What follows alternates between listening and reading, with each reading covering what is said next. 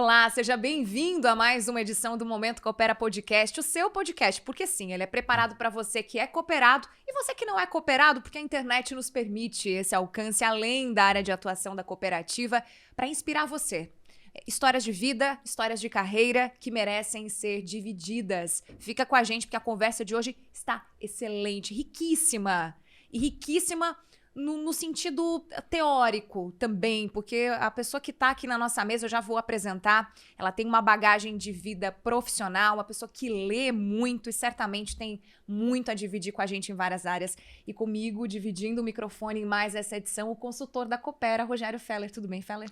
Tudo muito bem, é uma grata satisfação estar aqui novamente para poder desfrutar destes momentos importantes com pessoas que são referências aqui na nossa região, então é sempre muito bom estar aqui. Muito bem. O nosso convidado de hoje, ele é um profissional que toda empresa gostaria de ter. Quando eu pensei em como apresentá-lo, me veio, no primeiro momento, um grande profissional que ele é, pela passagem que ele teve e tem em grandes empresas do sul de Santa Catarina. Algumas empresas do sul o tiveram, embora muitas provavelmente quisessem. Mas ele mesmo diz, Feller, que antes de tudo, antes de ser um bom profissional, seja uma boa pessoa. Então eu tenho certeza de que ele vai dividir histórias de carreira, lições de carreira, mas também lições de vida. Quem é o nosso convidado, Feller? Temos a grata satisfação de receber Renato Pierre, diretor da BPM, coordenador do Conselho Fiscal da Coopera Geração. Então, é uma grata satisfação aqui, vamos conversar, uma conversa muito boa, uma conversa alegre, uma conversa divertida. Certamente será um grande momento. Tudo bem, Renato? Tudo bem, olá. Também é um prazer para mim estar com vocês, né, com pessoas agradáveis da convivência da gente, mas principalmente poder falar um pouquinho do que a gente pensa da vida e do que a gente pensa das pessoas, né? Porque, na verdade, tudo gira em torno de pessoas. Fato. E o Feller bem te apresentou, é atualmente diretor da BPM Pré-Moldados, mas você me passou que atuou como gerente e diretor de algumas grandes empresas aqui da região, diretor e gerente nas áreas de administração, finanças, comércio exterior e marketing. E eu vou citar algumas das empresas pelas quais você passou: a Eliane Revestimentos Cerâmicos, a Anjo, a Resicolor, a Secris, a Itagresa, a Librelato. A pergunta é: como ser, Renato, um profissional que, assim como você, as empresas desejam ter? Bom, primeiro, como em qualquer atividade da vida da gente, a gente tem que ser dedicado, né? Se a gente não se dedicar em qualquer atividade, esportiva, profissional, familiar, em tudo você tem que ser uma pessoa dedicada. Segundo, as pessoas não têm que ser fiéis, elas têm que ser leais às empresas onde elas estão, né? E eu digo sempre o seguinte, as pessoas que trabalham comigo, convivem comigo, se você está chegando na empresa e não está feliz, diz na empresa que você vai sair. Então você tem que chegar primeiro feliz na empresa, satisfeito e preparado para o seu dia de trabalho. Porque se você estiver infeliz no que está fazendo, não o faça, né? Então, essas questões. Evidentemente vem a questão da gente estar sempre se preparando tecnicamente, estudando, trocando ideias, né? Sendo pragmático nas coisas. A gente não pode ser muito teórico em tudo, a gente tem que ser pragmático, decidir, botar energia, né? Eu costumo dizer assim, a gente não pode ter iniciativa sem acabativa. É uma cacofa, mas é a realidade. A gente tem que iniciar as coisas e concluí-las. Quando a gente faz isso, a gente cresce profissionalmente e a gente contribui para a empresa que a gente está prestando serviço, né?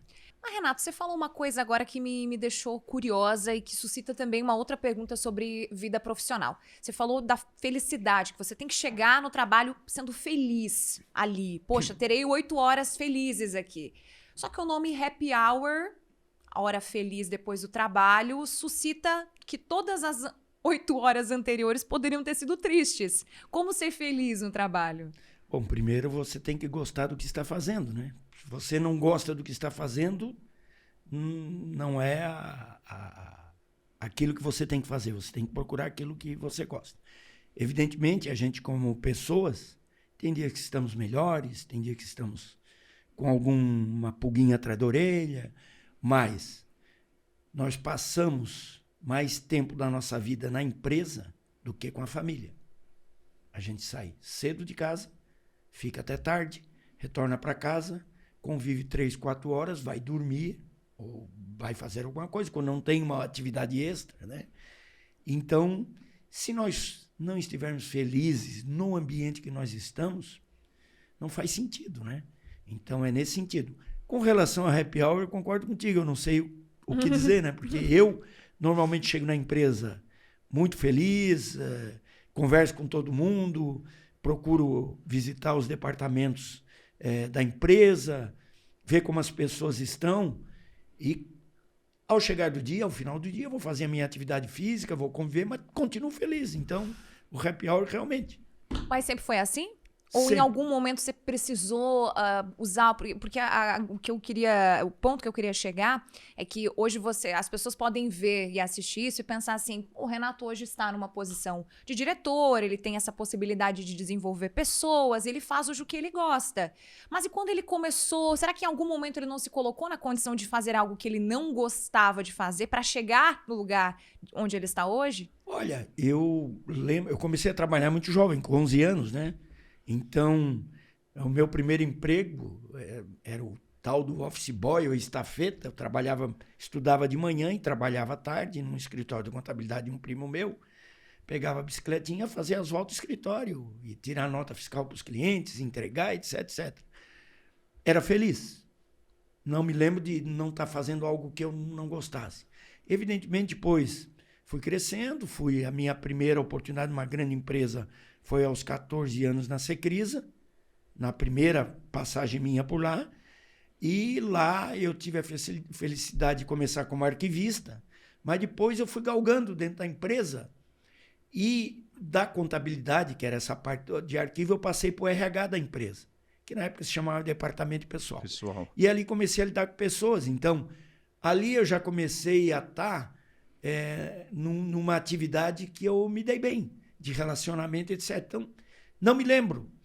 Quando eu saí do Grupo Secrisa, na época, e fui para o Grupo Eliane, eu já fui para a área financeira e me adaptei bem. Então, eu não me lembro, sinceramente, de ter passado algum momento. Quando eu fui da Eliane para Anjo, eu fui para o Departamento de Comércio Exterior e Marketing.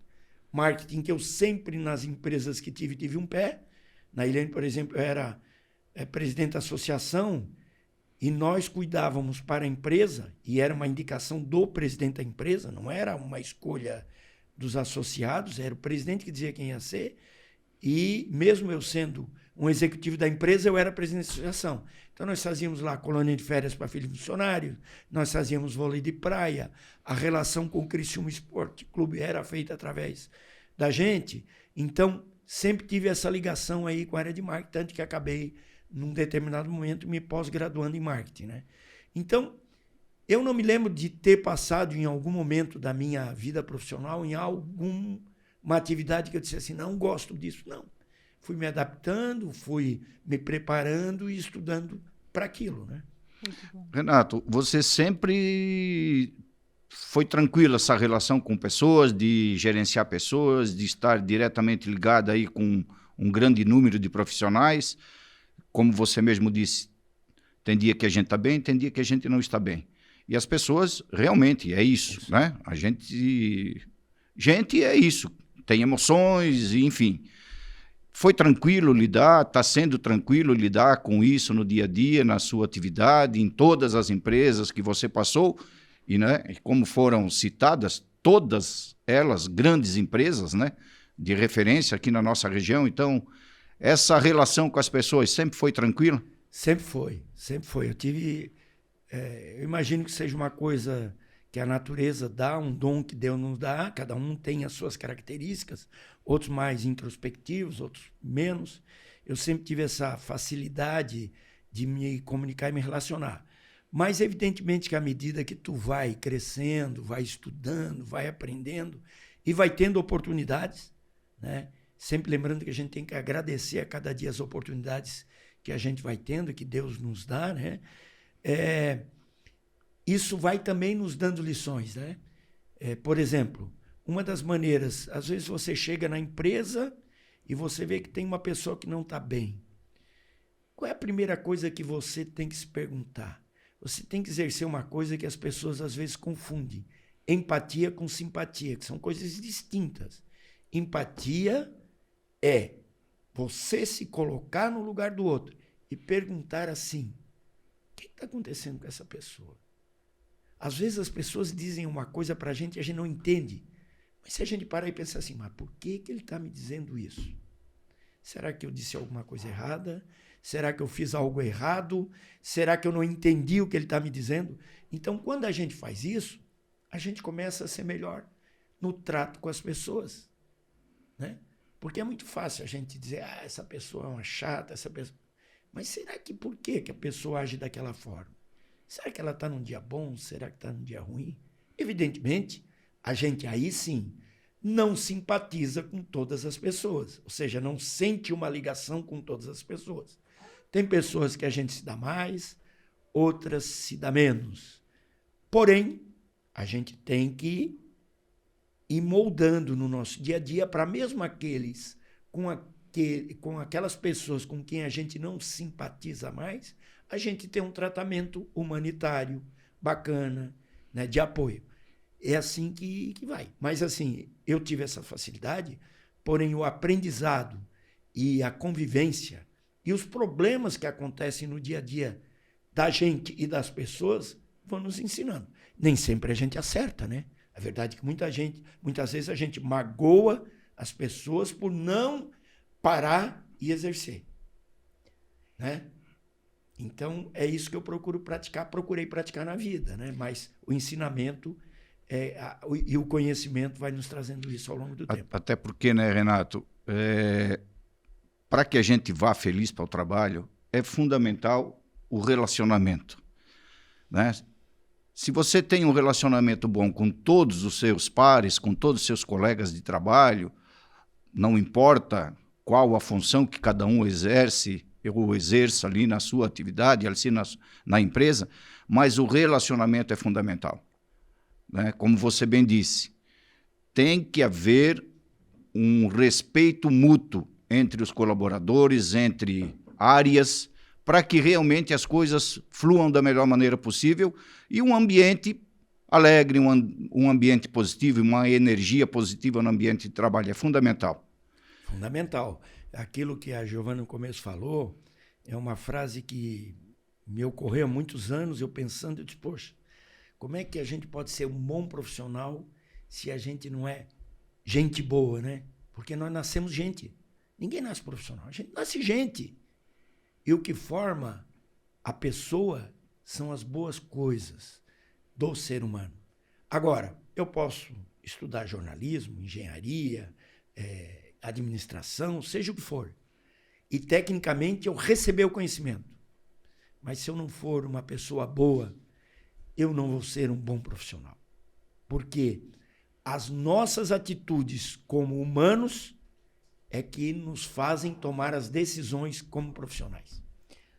Renato, você falou uma coisa antes, que quando a pessoa não está bem, eu chego no trabalho, eu tento ouvir essa pessoa, e eu fiquei pensando o quanto são raras as pessoas hoje que desejam ouvir.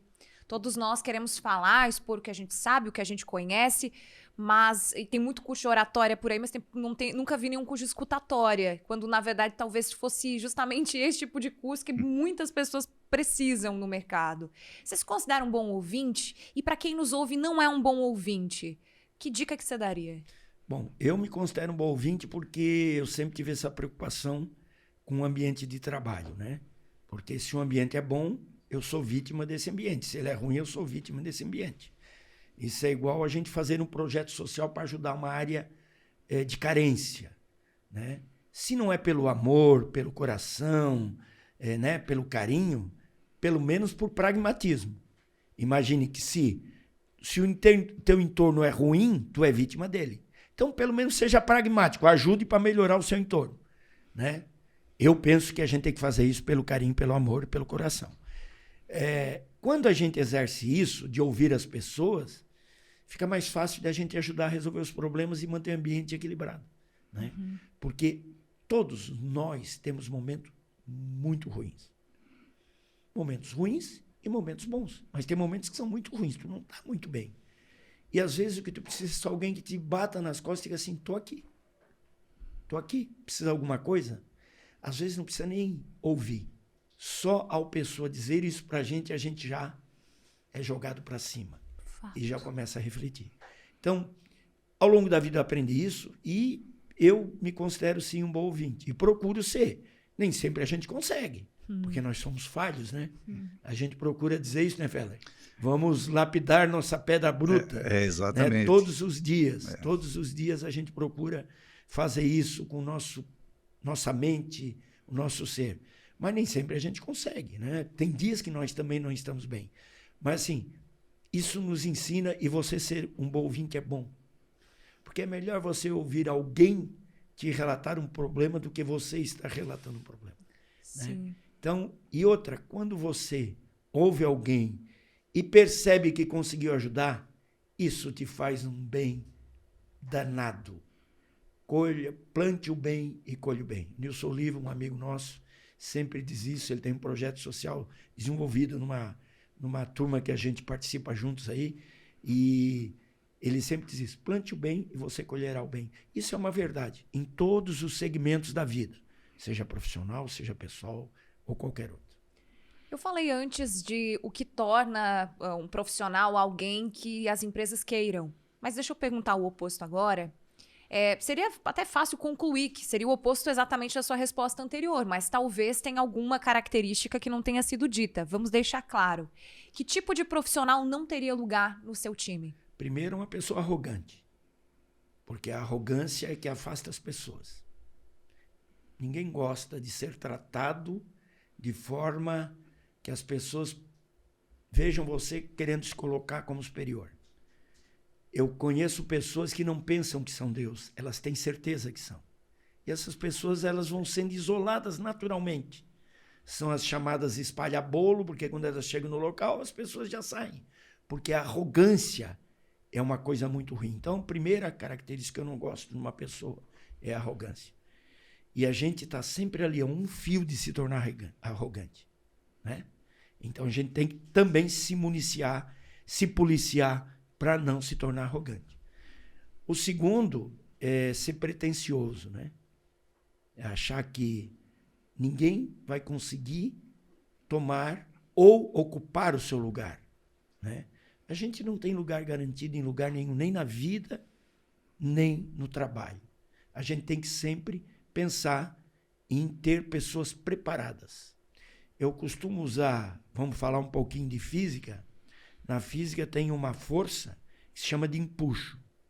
Se nós pegarmos um isopor, colocarmos numa água e apertarmos ele para baixo, ele vai até um ponto. O que é que não deixa ele mais para baixo? A força de empuxo. Só que quando você solta, o isopor vem e não passa da superfície, porque a mesma força de empuxo não deixa passar da superfície. O que é que eu quero dizer com isso? Quando você não prepara ou você oprime as pessoas que estão abaixo de você, você perde a oportunidade de subir. Porque fatalmente vai acontecer em determinado momento que os donos, os presidentes da empresa vão te chamar e dizer assim: escuta, eu quero colocar você em tal função, mas tu não tem ninguém preparado para a tua função. Ou mesmo, quando aparece uma oportunidade exterior à empresa que você está e você fica pensando: poxa, mas quem vai ficar aqui? Então, preparar as pessoas, então você não pode ser pretensioso de achar que ninguém pode aprender. Né? Eu costumo brincar com as pessoas que trabalham comigo. Eu gosto de ser professor, eu gosto de ensinar e gosto de partilhar os conhecimentos. Né? Não é dividir, é partilhar. Quando você partilha, você mantém o conhecimento com vocês. O pressuposto de dividir é que tu fica com uma parte e outro com outra. Partilhar não, todos continuam tendo isso. Então, é a minha maneira de pensar e de agir. Então, acho que os profissionais arrogantes e pretensiosos, eles não vão ter oportunidades de dar sequência às suas carreiras. Né? O restante, claro, se preparar tecnicamente, estudar muito, pedir conselhos, ser humilde e dizer eu não sei, que é né? A pretensão também, às vezes, tu leva a isso, mas assim, ter a humildade de dizer, pai, eu não sei, tu podes me ensinar? Eu não entendi, tu podes me explicar? Né? E outra coisa que eu aprendi nunca é dizer assim, explicar as coisas, dizer assim, tu entendeu? Uhum. A gente nunca pode dizer isso. A gente tem que partir do pressuposto que ele não entendeu. Se ele não entendeu, ele vai te questionar novamente. Então a gente tem que ter esses cuidados, né? Mas assim, eu não gosto de ter na equipe pessoas com essas características. Claro que tem muito mais outras, mas assim, um pouco mais simples, você vai procurando corrigir. Mas nem sempre se consegue, né? Sim, pessoas. Eu perguntei sobre pessoa física até agora, digamos assim. Depois a gente até volta para esse ponto, né? Conselhos, dicas, ensinamentos, inspirações para as pessoas físicas. Mas vamos falar de empresa, porque você, como a gente já falou, várias grandes empresas pelas quais você passou e muitas delas sobrevivem fortes, firmes até os dias atuais, com mais de 20, 30 anos. A Coopera é mais um exemplo de empresa que também, durante esse período, né, de vida dela, prestes a completar 65 anos no próximo mês de janeiro, segue cada vez mais forte. E a gente está falando de um cenário nacional onde a maior parte dos negócios fecham com menos de um ano. O que, na sua opinião, fez com que essas empresas, e a Coopera também, vamos colocar ela nessa lista, sobrevivam cada vez mais fortes com o passar dos anos? Bom, primeiro eu penso o seguinte, a primeira coisa é um bom time de profissionais. Mas para você reter esses profissionais, você tem que ter um bom tratamento com as pessoas, né? Então nós voltamos às pessoas. Fala de profissional, mas volta às pessoas, né? Então essas empresas, ao longo do tempo, elas procuraram trazer bons profissionais ou formá-los como bons profissionais. Porque no passado, eu vou dizer assim, a minha vida profissional, quem mais me formou foram as empresas que passei, não foi a universidade, né? Até porque o conhecimento, ele advém do pragmatismo, da prática, e não o contrário. A universidade, ela pegou todo o conhecimento ao longo dos anos e criou um método de transmitir o conhecimento, né? Então, quando nós vamos para a universidade, a gente vai lá para, de uma forma metodológica, adquirir o conhecimento que as pessoas, ao longo do tempo, foram, de forma pragmática, empírica, aprendendo e dizendo, ó, isso aqui a gente faz desse jeito. Opa! Então, vamos escrever e transmitir ao pessoal, se fizer desse jeito, é melhor, é mais fácil, né? Lá na Grécia Antiga, como é que era? Tinha um mestre que transmitia para os discípulos, né? Se a gente pegar como é que um pedreiro aprendeu a fazer uma casa, não foi estudando. Ele foi trabalhar de servente com alguém e empiricamente aprendeu como assentar um tijolo, como preparar massa. Não estou dizendo que a universidade não é importante, muito pelo contrário. Valorizo e acho importantíssimo isso. Mas o que eu quero dizer é o seguinte, que as empresas também nos ajudam a nos formar como profissionais. Primeiro, através da oportunidade de trabalho. Segundo, que os profissionais que estão lá, se fizerem aquilo que falamos anteriormente, transmitirem os seus conhecimentos, nós vamos aprendendo, né? Então, essas empresas tinham sempre essa preocupação de ter melhores profissionais, certo? E de investir nesses profissionais, tanto tecnicamente como quanto pessoas. Porque essas empresas, elas treinam as pessoas para serem líderes, né? Elas treinam as pessoas para se comunicar bem, e isso já não é um treinamento tão técnico, é para fazer eu ser uma pessoa melhor, que trata bem. Então, quantos treinamentos acontecem na Coopera, que eu acompanho isso há muitos anos, né? Que é no sentido de formar pessoas, de formar cidadão. Então, isso é que começa a fazer a empresa dar certo. Porque quando tu forma boas pessoas, tu tem bons profissionais.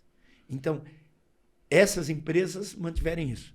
Evidentemente que as oportunidades que elas tiveram no mercado e souberam aproveitar, contribui, né? Porque não basta eu ter bom profissional, ter boas pessoas, não ter um bom produto, não ter uma boa qualidade. Tudo isso é intrínseco, né, no negócio. Mas essas pessoas, todas elas tiveram isso. E outra, tiveram grandes líderes. Se a gente pegar a Eliane, começando pelo seu Maximiliano, depois pelos sucessores da família que tiveram lá tocando, recentemente o Edson Júnior, nosso amigo cabeça, né? líderes. E hoje, claro, a Eliane vendida a um grupo Mohawk, um dos maiores grupos do mundo, mas assim, continua lá. Manteve o Edson lá, por quê? Porque é um grande líder, né? Vamos pegar o Grupo Secrisa, mesma coisa, os líderes passaram lá, alguns da família, outros executivos contratados, por exemplo, vou dar um exemplo, mas tiveram outros, o Rogério Sampaio, no caso da Secrisa, né? Na Anjo, o Beto, agora o filho, mas outras pessoas que compuseram aquela equipe, né? Hoje o Felipe lá tocando, né? Então, líderes, né? São pessoas que se colocam como líderes. A Librelato, né? Primeiro com Lúcia, depois hoje com o Zé Carlos Esprícigo, né? E além disso, todas as pessoas envolvidas lá no processo. A Itagrês tinha lá a família também, mas tínhamos na época eu estive lá o Victor, uma pessoa que veio do Exército, contratada pelo patrono lá para tocar, mas uma pessoa que tinha uma formação muito importante, bacana, mas também era um líder.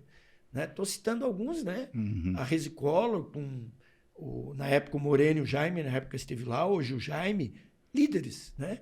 Alguns com características mais fortes, outros menos fortes, né? Hoje temos um líder na empresa que eu estou, que é o Nivaldo de Leora Richter, que é o fundador e presidente da BPM, mas líder. E vamos falar da Coopera, que aí muda completamente, porque nós estamos falando de cooperativismo, que a gente sabe todos os preceitos que tem por trás, né? E cooperativismo mais ainda, porque tu não pensa em ti, tu tem que pensar nos cooperados, que são os donos do negócio que tu está inserido, né? Mas vê os líderes que nós tivemos lá dentro. Hoje temos o Valmir, o Feller lá antes como gestor direto, agora como consultor, mas pessoas que são líderes, né? E eu tive a oportunidade, no caso da Coopera, de quando eu casei, morei ainda, minha esposa é do Caravaggio, mas ainda morei alguns anos aqui, resolvi ir para o Caravaggio. Eu sou natural de Criciúma. Quando eu fui para lá, eu comecei meu primeiro contato com a Coopera, porque aí eu tive minha casa, virei cooperado, e ao longo do tempo fui participando disso. Tive a oportunidade de ser, anteriormente, por 3 oportunidades do Conselho Fiscal da Coopera Distribuição, e agora estou de novo lá no Conselho Fiscal da Coopera GD. Então, isso me fez também ter uma outra visão, né, nesse sentido. Mas se tu não tiver líder lá também, a mesma coisa. Da mesma forma, quando nós vamos para outra área que eu gosto muito, eu sou do Conselho Fiscal também do Criciúma Esporte Clube, e sempre fui do Conselho Deliberativo e, num determinado momento, Conselho de Administração. Lá também, se tu não tiver líder, não vai. Tu tem que ter líder. E líder que pensa naquilo como um negócio, mas, ao mesmo tempo, como algo que vai fazer as pessoas se sentirem bem. No esporte é complicado, porque nem sempre o time está bem. Felizmente, nós estamos num momento espetacular do Criciúma, né, sob a batuta do Guedes, que é um líder, e eu tinha tido a oportunidade de trabalhar com o Guedes no Grupo Eliane, é um líder e está conduzindo isso com a sua equipe. Mas o mais importante é que o líder não pode ter, aí sim, a pretensão de achar que ele sabe e vai saber tudo. Ele tem que pensar o seguinte: se eu me cercar dos melhores profissionais, eu vou ser vítima disso. Mas vítima no sentido seguinte, positivamente. Eu vou ser favorecido por isso. Porque aquilo que eu não sei, eles me completam. E eles completam a empresa. Então, o líder não precisa saber tudo. Mas ele tem que saber contratar bem. Ele tem que saber conduzir bem a equipe. Né? Porque eu vou dizer uma outra coisa. Não basta eu ter a melhor estratégia e ser inteligente. Se eu não souber trabalhar em equipe, se eu quiser trabalhar isolado, eu vou ser vencido por alguém que montou uma equipe. Porque quando tem equipe, tu consegue vencer. Se tu quer trabalhar isolado, tu pode ser inteligente e ter uma boa estratégia, mas tu só aplica isso com uma boa equipe. Então essas questões é que fazem essas empresas se saírem bem. E se manterem no mercado. O Renato citou aí a Coopera, né? E ele participa lá conosco, participou no passado e agora está lá conosco novamente. Vamos falar agora dos nossos 2 líderes que né, os 2 últimos presidentes lá da Coopera. O Carlos é um líder humano. Característica nata dele. O Valmir, mais gestor, um líder mais voltado para a gestão, com uma outra característica, mas ambos sempre priorizaram as equipes que nós temos lá, os profissionais, ambos. E todos os profissionais que lá estão sempre trabalharam com planejamento. Quando você planeja, certamente você vai atingir os objetivos e isso vai te impulsionar cada vez mais para frente e, obviamente, as empresas vão ter a sua longevidade. Então, lá na cooperativa, nós trabalhamos dessa maneira, né? O Renato acompanha lá, sabe muito bem como é que isso é feito. Então, planejamento, líderes, né? Às vezes mais voltados para a parte humana, outros mais voltados para a gestão.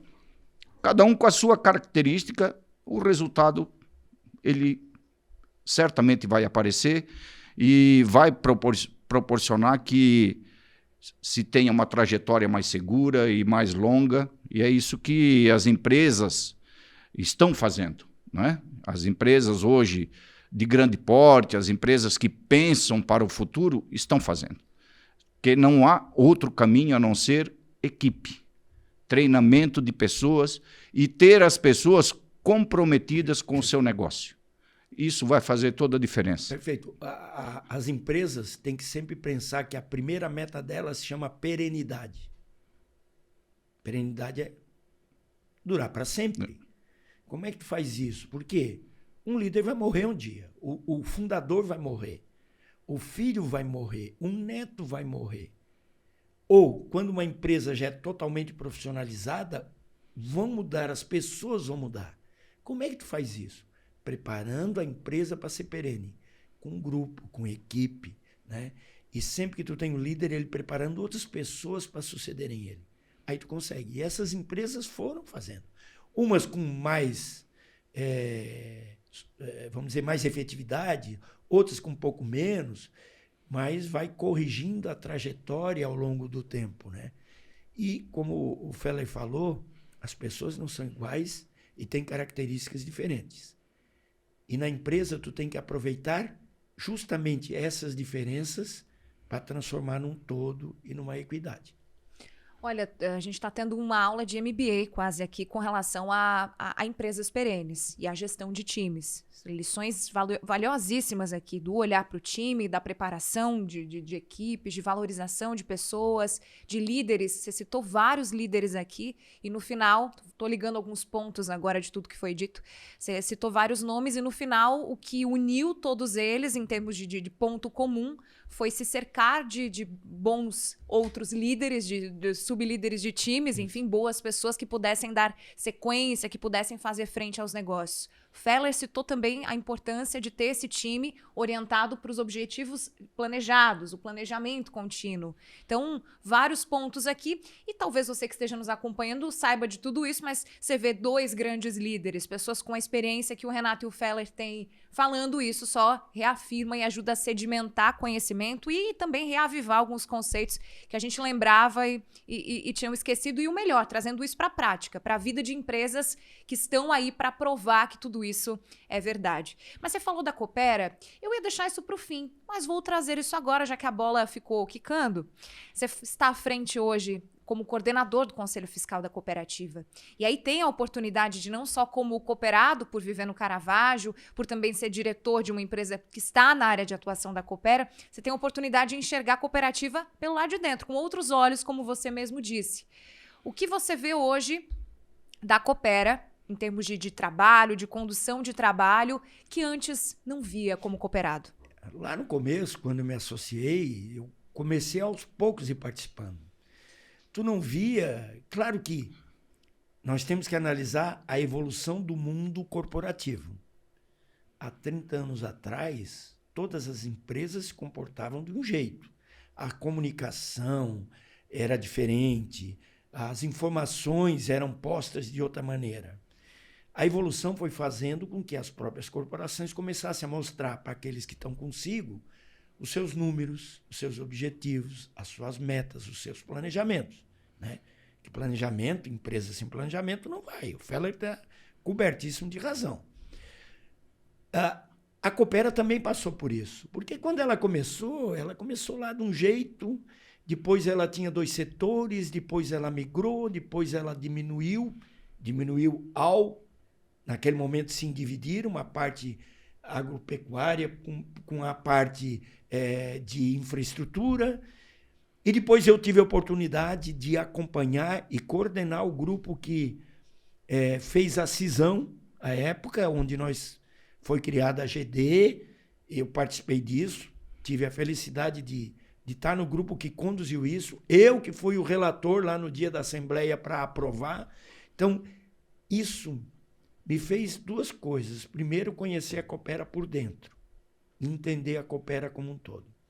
E segundo, perceber essa evolução que houve na Coopera, de líderes que foram percebendo, vamos falar especificamente agora do Cali, que ficou muitos anos ali e passou por tudo isso, que foram percebendo exatamente que tinham que ter sempre bons profissionais, buscar ajuda com profissionais que viessem comprometer, buscar ajuda com conselheiros que fossem contribuir, ter um conselho fiscal que fiscalizasse, mas que contribuísse, porque isso é uma coisa importante em qualquer conselho fiscal.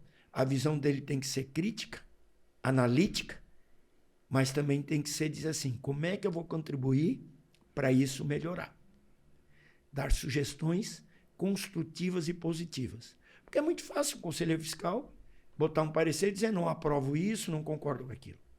Mas por que não concorda? E o que é que a gente pode fazer para isso mudar? Uhum. Então isso a gente procurou fazer, eu pelo menos no período, e os pares que eu tive no conselho nesses anos aí todos também pensavam assim. E agora temos também um grupo novo, muito bacana, que pensa dessa maneira. Mas isso me fez perceber esse crescimento, porque os líderes perceberam que as corporações mudam, que as pessoas melhoram e que tu só vai ser perene se tu investir em profissionais de qualidade, tu investir em formação, investir em planejamento. Isso eu percebi claramente na Coopera ao longo dos anos. E nós, ao longo do tempo, claro, né, nós trabalhamos muito forte nessa questão de treinamento, de capacitação dos nossos profissionais.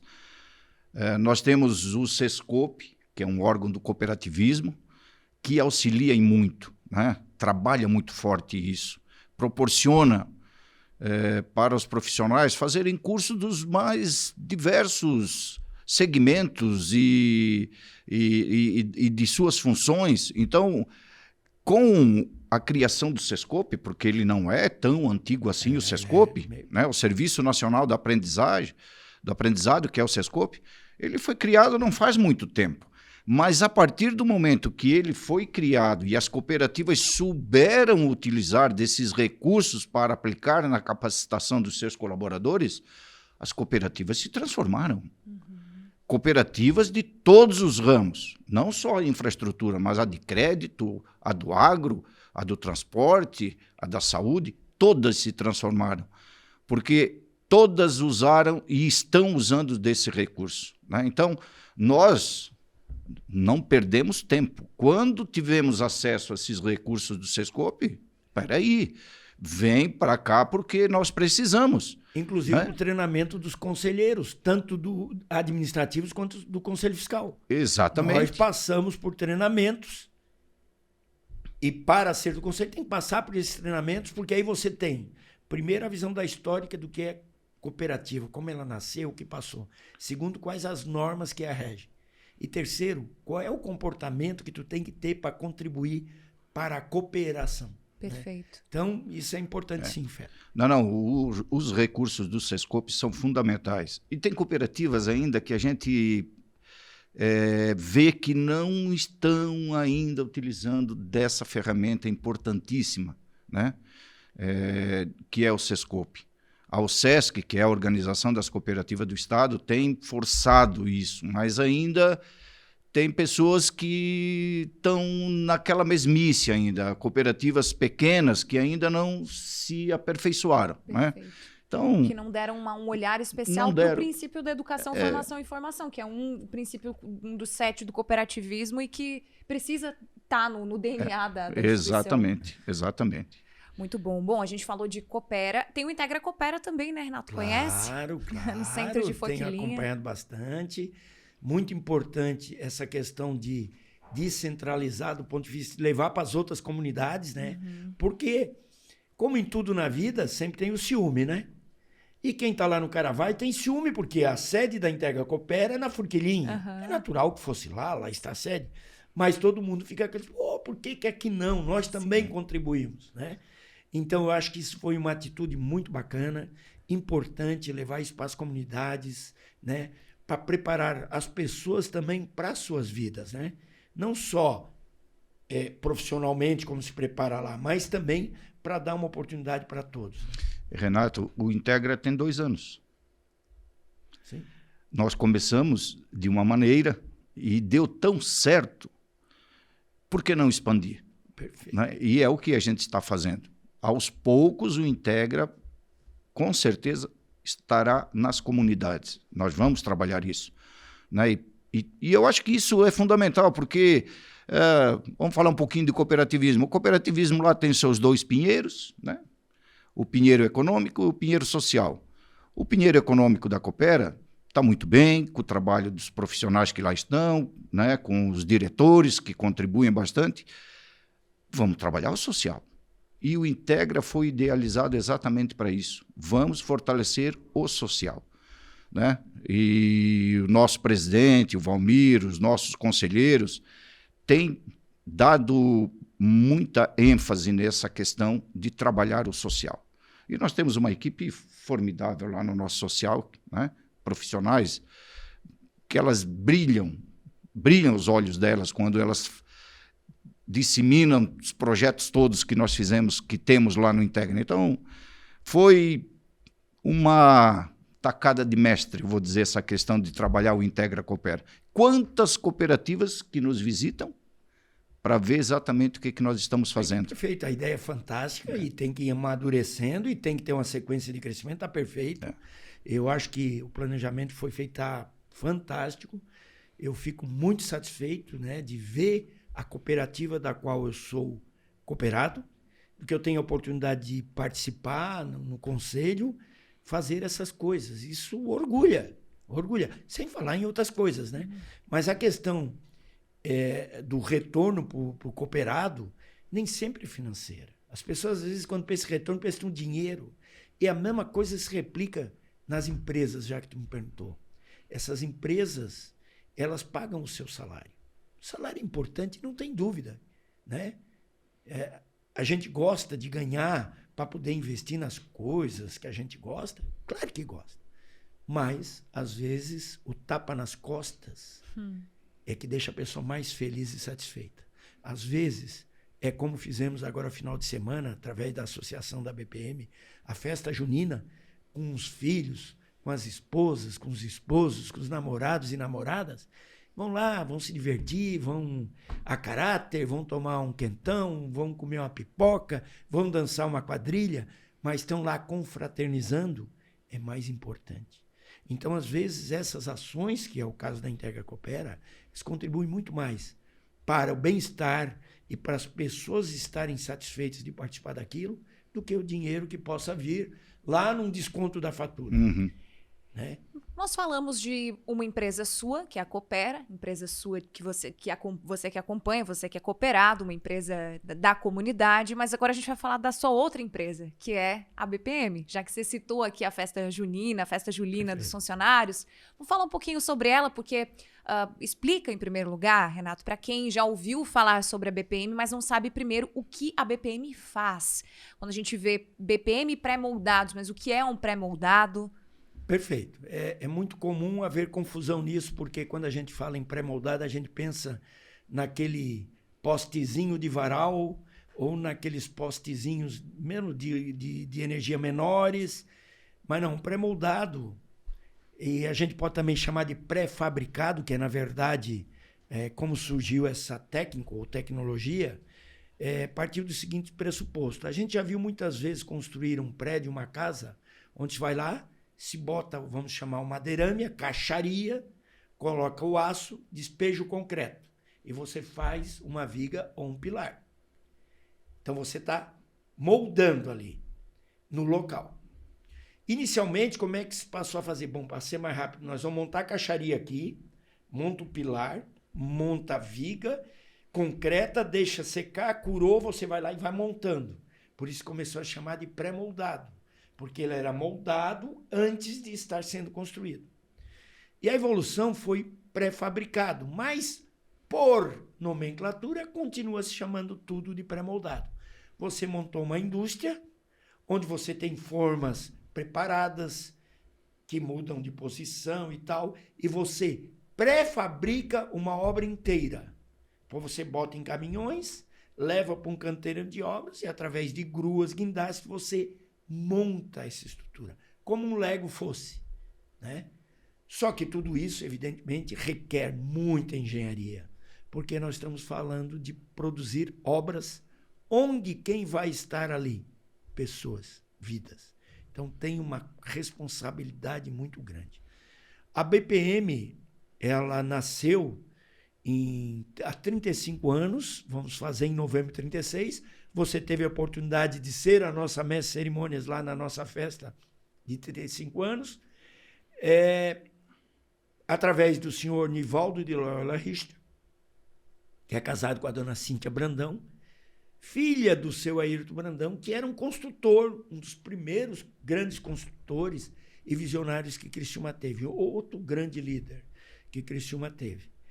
E aí ele começou isso, quando ele, formado em engenharia, veio para Criciúma, porque o Nivaldo é natural de Joinville, e aí conheceu a Cíntia na faculdade, acabaram casando e ele veio para cá. E a primeira grande obra pré-moldada foi da Portinari, onde eles pré-moldaram tudo para montar a Portinari ao lado da obra. E aí tinha uma fábrica na quarta linha, fabricava postes, que estava parada, tinha fechado. E estava lá aquela estrutura, e o Nivaldo viu aquilo e disse, vamos comprar isso aí, vamos montar uma fábrica aí. E foi onde nasceu a BPM. Depois disso, claro, veio a fábrica de forquilhinha para fazer lajes e painéis, e agora nós estamos numa fase de crescimento muito grande. Então, o que é que a BPM faz? Ela faz, primeiro, estacas, que são aqueles produtos que são cravados para fazer fundação. Ela faz aduelas, que são essas galerias que a gente vê, por exemplo, aqui em Criciúma, está sendo nessa obra aqui perto do Marista, aqui no binário do São Luís, são aduelas que é para passagem de água enormes, tal, que vão sendo montadas, são aquelas galerias. E toda a parte de, vamos chamar de infraestrutura, pilares e vigas, para a construção dos esqueletos desses prédios. Bom, mas para fechar os esqueletos, você precisa laje, que no passado eram pré-moldadas, elas eram feitas no local, tu botava toda aquela caixaria, botava o ferro no local, vinha o caminhão, despejava. Não, nós já fazemos as lajes, alveolares, elas são só encaixadas lá nos tamanhos, já saem cortadas nos tamanhos adequados. E os painéis? Se você passar aqui, vou usar o exemplo do Combo, que o GAC é um grande cliente nosso, você vê aqueles painéis que fecham as laterais. Aquilo já sai lá da forquilhinha prontinho, na medida vai lá, se encaixa, pronto, e você tem o fechamento lateral. Além disso, nós entramos a questão de, vamos para 3, para 4 anos, num projeto novo, num desenvolvimento do Thiago Pierre, que é diretor de operações da BPM, que é um desenvolvimento da área de paredes para a área habitacional. Então, nós já temos aqui, nossos primeiros prédios nesse sentido foram feitos num projeto da BS Consultora, onde eles tinham um projeto e nós desenvolvemos e fizemos e aplicamos 7 prédios de 4 andares, 4 apartamentos por andar, onde você não tem viga e não tem pilares. As paredes são autoportantes, elas saem prontas, você vai lá, vai montando. Os fechamentos internos são pelo sistema de drywall, né? E você monta, vamos dizer assim, eu vou dar um exemplo para ter uma ideia de dimensão. Se nós fizermos um um conjunto habitacional com 300 apartamentos pelo método convencional, uma consultora vai levar 3 anos para concluir. No sistema que nós utilizamos, em 6 meses estão os 300 apartamentos prontos para morar. Ô, Renato, a gente vê Então, hoje muito... nós temos uma consultora Leben que ela é vocacionada exatamente para esse empreendimento, e nós vamos fazer o nosso primeiro empreendimento. Não posso citar ainda porque estamos incorporando e a lei exige que a gente tenha uma série de coisas aí, mas nós já vamos fazer o nosso primeiro empreendimento aqui na primeira linha. Renato, você falou 2 coisas aí que eu tenho uma curiosidade muito grande. Primeiro, vocês fabricam estacas, né, para construções de prédios, enfim. E a questão do pré-moldado para fazer edifícios, prédios. A gente vê ainda muito, e eu vejo muito isso, principalmente lá em Itapema, que a construção civil lá é um polo fortíssimo, né? Eles não utilizam mais a estaca. Eles utilizam lá, eu não sei, é um concreto injetável. Depende muito da sondagem do terreno. Há momentos em que você faz a estaca chamada helicoidal, a estaca pré-moldada, então depende muito. A pré-moldada, evidentemente, é um recurso que, para quem está aplicando, ele é muito melhor do ponto de vista econômico, mas o terreno tem que permitir. Então depende muito do tipo de terreno. O que vai definir o tipo de estaca é exatamente o tipo de terreno e o tipo de fundação que você tem que fazer. Tá. Então, isso não é uma decisão puramente, não, eu quero essa, eu quero aquela. Não, é técnica. É do terreno. É do terreno, Tá. do tipo de solo. E só para concluir, a estaca que nós fazemos não é simplesmente botar... nós trabalhamos em todas as nossas peças com proteção. Você pega o aço, estica ele, concreta e depois você solta o aço. Quando você solta, aquilo comprime e aumenta a resistência. Por isso que nós fazemos vãos livres de 30 metros, 40 metros, sem tu ver uma viga ou um pilar sustentando. Você a viga lá em cima, você não vê um pilar sustentando. Por quê? Essa proteção é que fortalece. Uhum. Então, você faz muitas coisas nesse sentido. E a construção do prédio em si? Porque a gente vê as construtoras lá começam 4, 5 anos para entregar um edifício. Já existe a tecnologia dos pré-moldados para um prédio de 15, 20 andares, sim, de repente fica pronto em 1 ano. Sim. Isso já existe. Sim, nós temos essa tecnologia. Já trabalham com isso. Desenvolvida né, pelo Tiago e com a equipe da BPM também. E dentro da BPM a gente desenvolveu isso, fez todo o trabalho e nós detemos essa tecnologia e fazemos. Existem outras empresas no mundo que fazem algo similar? Sim, com certeza. Né? Maiormente a China, pela própria necessidade que eles têm de desenvolver isso, pela necessidade de velocidade que tem. E no Brasil já está acontecendo também. Nós dominamos e é isso que este novo segmento da BPM já está trabalhando e vamos estar colocando aí no mercado. A BPM, ela é até para a gente ter uma ideia da proporção da empresa, uma empresa que é sediada aqui na região, que nasceu aqui, ela é referência hoje no Brasil dentro do que ela faz? Sim, ela é referência. A questão de uma fábrica de pré-moldados ou pré-fabricados é que tem um componente importante que é o frete. Então, a distância geográfica da tua fábrica, ela é importante. Aí nós temos no Brasil inteiro várias fábricas boas, grandes, como tem muitas que não são boas, né, que não entregam a qualidade, mas nós somos referência, sim, pela questão técnica, o corpo de engenharia que nós temos, e pela qualidade com que nós nos preocupamos em dar ao cliente. Tá? Nós não nos preocupamos em entregar um prédio simplesmente, um mercado, um colégio, um edifício garagem, um hospital, todos os segmentos que nós atuamos. Nós nos preocupamos em entregar uma solução em engenharia que dê tranquilidade, que dê um custo adequado para o cliente, né? E que principalmente dê segurança para quem vai utilizar a peça. O crescimento em forquilhinha, por que Forquilinha, em primeiro lugar, e o que está sendo multiplicado, expandido lá na cidade? Bom, primeiro nós estamos crescendo nas 2 plantas. Toda a parte de fabricação de estaca, que é uma venda mercantil que a gente chama, ela vai ser transportada para Forquilinha. Por isso nós já duplicamos a nossa nave lá, né? Essa nossa nave foi de uns 6 mil para 12 mil metros quadrados de área construída. É uma nave enorme, tá? Fizemos investimento agora num novo equipamento na produção de lajes alveolares. Está embarcando agora início do mês na Itália.